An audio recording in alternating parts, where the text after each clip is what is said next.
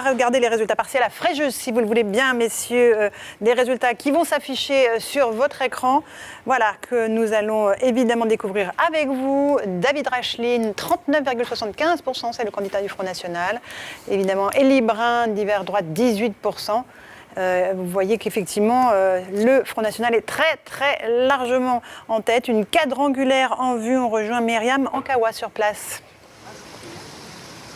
Oui, absolument, Laurence. Des surprises ce soir. Il s'agit de résultats partiels, mais tout de même, ça donne la tendance, puisque nous avons les résultats des 100 premiers bulletins de vote dépouillés sur les 39 bureaux de vote que compte l'ensemble de la ville de Fréjus. Et vous l'avez dit, David Racheline fait un score encore plus important que les prévisions des sondages, 39,75%. L'autre surprise, c'est la deuxième position, Élie Brun, le maire sortant, qui n'a pas eu l'investiture de l'UMP. Il arrive à 18,12%. Je vous rappelle qu'Élie Brun est sous le coup d'une condamnation judiciaire, qu'il fait appel, qu'il a décidé de se représenter pour la 4e fois. Troisième position, Philippe Mougin, qui est le candidat investi, lui, par le parti UMP 1796.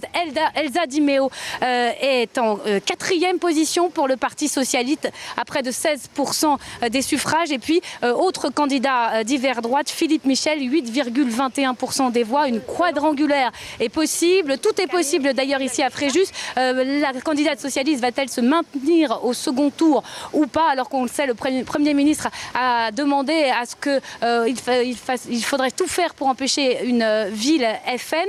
Et puis, il y a la question d'une entente ou pas entre les deux candidats de droite, le maire sortant et l'UMP, qui, on peut le dire, se détestent. Ils se sont déchirés. L'UMP, Philippe Mougin est l'ancien adjoint d'Élie Brun. Donc vous le voyez, le candidat Front National fait la course largement en tête au soir du premier tour ici à Fréjus.